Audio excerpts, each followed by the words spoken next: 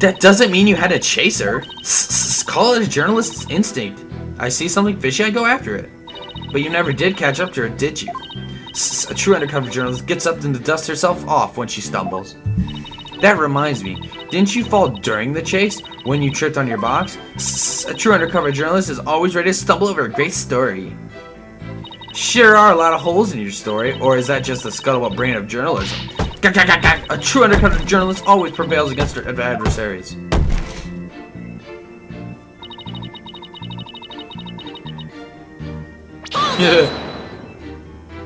What would our client have to gain from leading you there? The accused had employed her self-penned script as a manual for murder. Ergo, she had stopped the mock trial before the script's details became public. And that accounts for her desperate attempt to lead our cretin here to the body. Objection! But as we all know, Miss Scuttlebutt didn't alert the authorities. And as a result, the mock trial began as scheduled. Objection! The issue here is not whether it was, in fact, halted. The fact remains that the accused was trying to lead the witness to the body. Does that not show clear intent to halt the mock trial?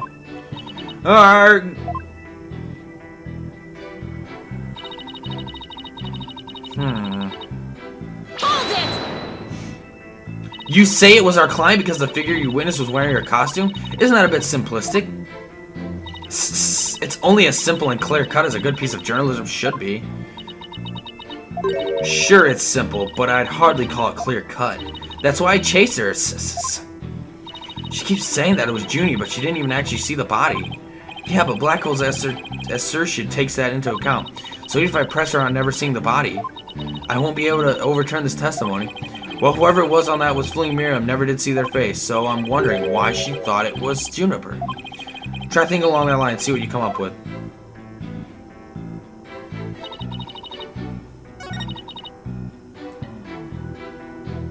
Let's see here.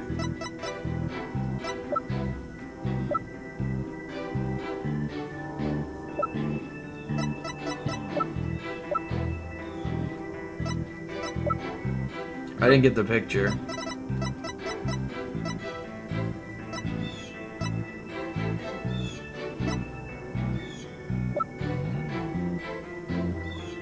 Objection! Your Honor, members of the court, please look at this. That's right, there's no need to explain anything. This piece of evidence says it all. All that says to me is your oh my gosh. Shucks.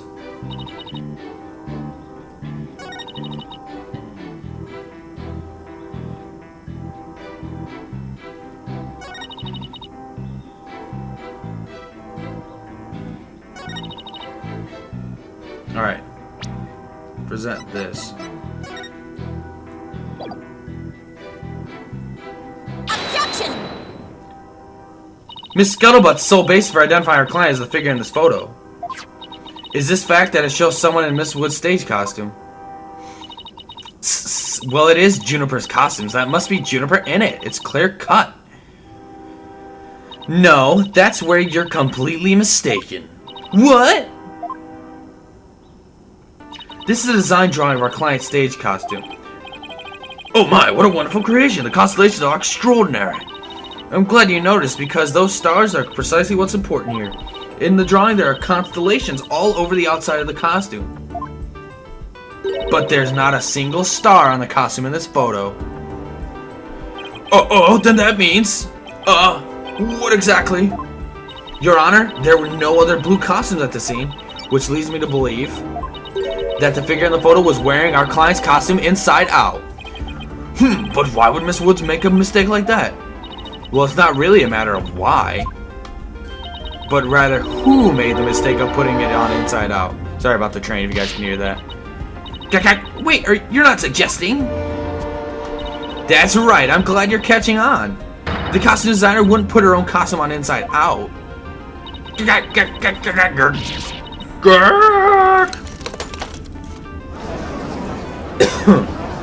We got her on the ropes now.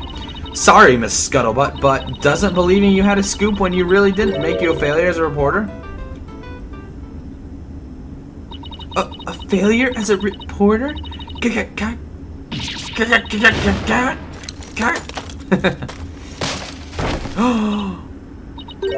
Ah! We saw her face. Why, hello, Miss Scuttle. What's so nice to meet the woman beneath the box? You didn't see nothing. Objection! Now I would have you stop right there, Sykes-Dono. For it is the why of the matter upon which I would have this court focus. What do you mean, Miss Juniper Woods? Yes? What were you doing on the morning of the mock trial? I was in my dressing room, painting my costume in fluorescent paint. Fluorescent paint? My design drawing shows twinkling stars on the costume. I was going to make the costume shimmer like that by painting the inside fluorescent. What was that again? Fluoride? Did your costume have cavities? Not fluoride, fluorescent, as in glowing. The paint would make it glow in the dark. Yes, so you applied that to the inside of the costume, and then? I let it dry for a while because I heard it takes a long time. So I put the costume on my mannequin, inside out. Inside out? So then... This is the photograph of the inside out costume taken in the dark. As you can see, there's a heavy layer of paint over the entire inside surface. If someone were to properly don this costume in this state, the wet paint would get all over their body. Why, yes, I believe it would. Indeed, ergo, this costume was worn the way it was not by anyone's mistake. But because this was the way it was on the mannequin, inside out. Gah!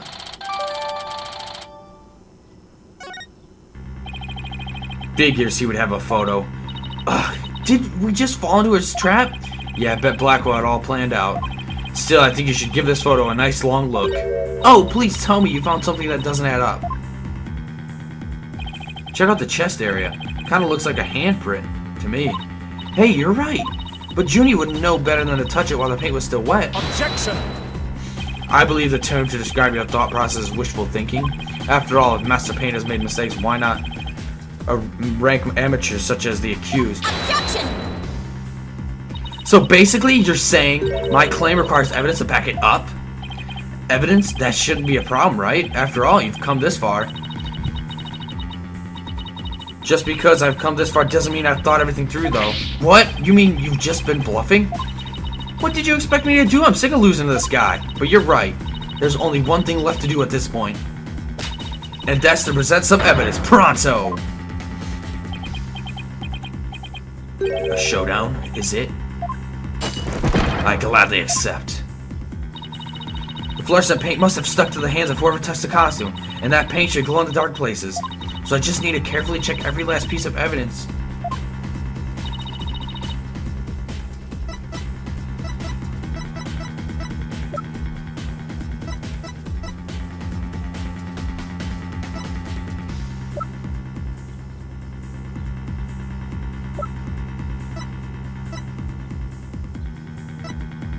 Well, this would have the fingerprints on it. Take that! It seems Prosecutor Blackwell is not too pleased with your off-target evidence. Objection! Or is it so on-target that's rendered him speechless? Let's ask him what he thinks. Prosecutor Blackwell?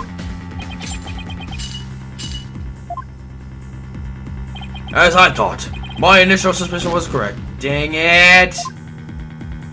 Yeah, no, I'm speechless.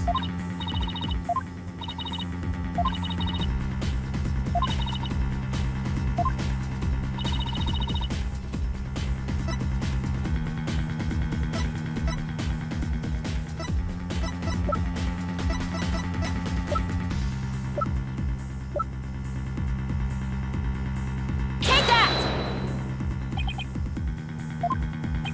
Objection! Dang it. I'm gonna lose this, aren't I? What could show that? I thought the fingerprints on the all would show.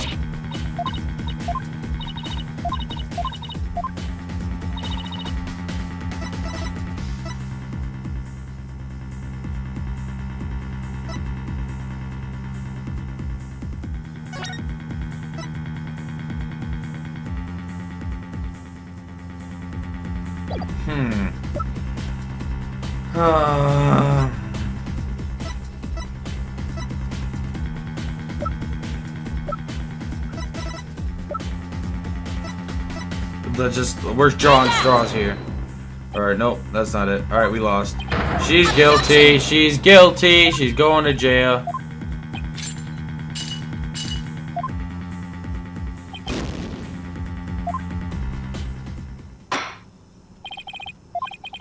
Ah!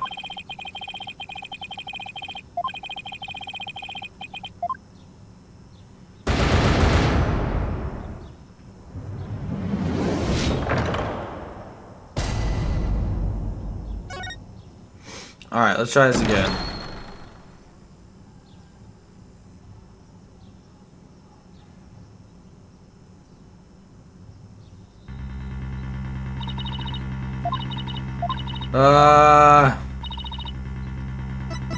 I did the arrow. This one? Take that! Nope, that's not it either. Objection!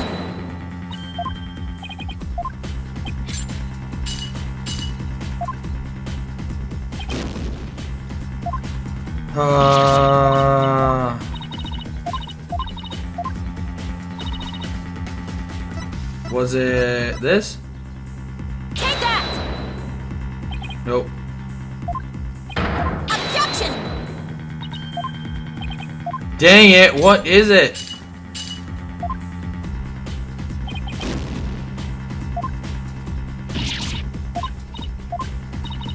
I've had so many tries at this.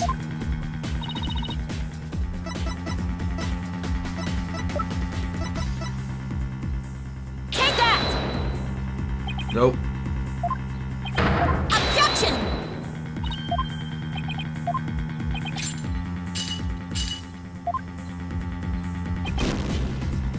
Dang it, what am I missing here?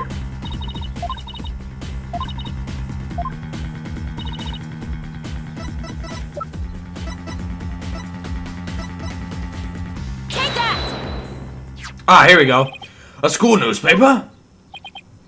Interesting. Take a look at the photo where the lights are dimmed and the spotlight is on Miss Woods. Observe Mr. Newman's hand in that photo as he stands at the prosecutor's bench.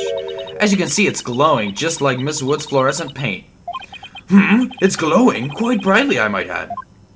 But why would he put fluorescent paint on his hand for the mock trial, you may ask? The answer is he wouldn't. Not on purpose. It got there when he put the costume on. Oh? That means... What again?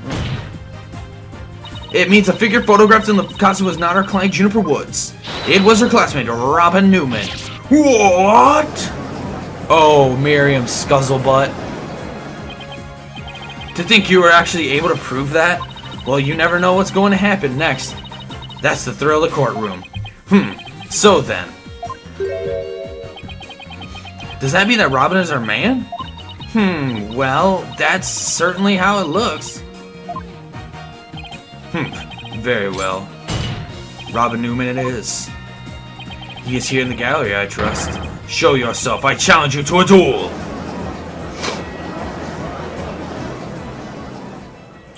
Robin Newman.